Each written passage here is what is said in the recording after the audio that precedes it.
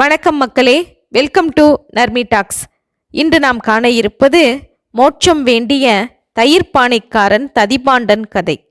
ததிபாண்டன் தினசரி தயிரை எடுத்துச் சென்று விற்றுவிட்டு மாலையில் காலிப்பானையுடன் திரும்புவது வழக்கம்.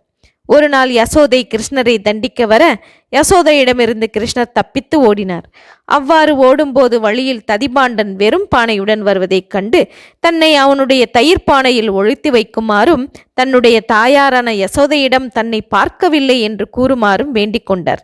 ததிபாண்டனும் அவ்வாறே செய்ய உண்மை என நம்பிய யசோதையும் அங்கிருந்து சென்று விட்டாள். பானைக்குள் மூச்சு முட்ட அமர்ந்திருந்த கிருஷ்ணர் ததிபாண்டனிடம் தன்னை பானையிலிருந்து வெளியே விடுமாறு கேட்க, கிருஷ்ணரின் கருணையால் அவர் யாரென்பதை உணர்ந்திருந்த ததிபாண்டன் தனக்கு மோட்சம் அளிப்பதோடு தன்னுடைய தயிர் பானைக்கும் மோட்சம் கொடுத்தால் தான் விட்டுவிடுவேன் என்று சொல்ல, சிறிது வாதத்திற்கு பிறகு அப்படியே மோட்சம் அளித்தாராம் கிருஷ்ணர்.